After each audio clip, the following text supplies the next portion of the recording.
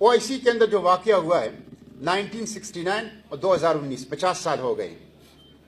पूरे 50 साल पहले पाकिस्तान ने OIC से इंडिया को निकाला था और 50 साल के बाद पाकिस्तान वहां से निकला बाइकाट की सूरत में और इंडिया वहां पे मौजूद है।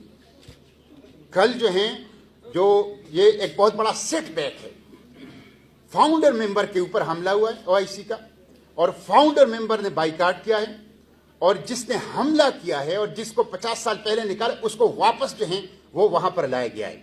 यूएई ने इसकी वजाहत ये की है कि 14 फरवरी को जब पुलवामा का वाकया नहीं हुआ था, उस वक्त OIC की जब कॉन्फ्रेंस हो रही थी तो हमने उनको गेस्ट ऑफ ऑनर के तौर पे बुलाया था और पाकिस्तान को मतला किया था।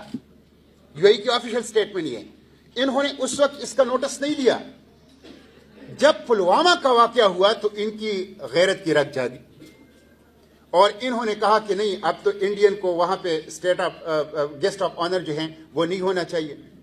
ये एक बहुत बड़ा फेलियर है कि जिसके नतीजे में आज OIC का फाउंडर मेंबर OIC के अंदर नहीं है और जो दूसरे लोग हैं वो उनके साथ वो खड़े हुए हैं। ये कहते हैं कि भारत, हमारी हुकूमत कह रही है कि भारत सफारती तन्हाई का शिकार है। वो कैसे सफारती तन्हाई का शिकार है? वो तो OIC में बैठा हुआ है, आप तो OIC से बाहर है।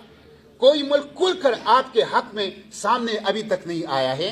एक फेल डिप्लोमेटिक स्ट्रेटजी है इस हुकूमत की। अभी तक इन्होंने कश्मीर के जो कमेटी है उसका चेयरमैन मुकर्रर नहीं किया था। आज अखबारात के अंदर आया कि फखर इमाम को चेयरमैन मुकर्रर कर दिया। आपके 6 माह में तो आप एक इंपॉर्टेंट जो आपकी फॉरेन पॉलिसी का कॉर्नर स्टोन है कश्मीर, उसका आप चेयरमैन मुकर्रर नहीं कर सके और अब हंगामी तौर पर आपने फखर इमाम को यह जिम्मेदारी दी है।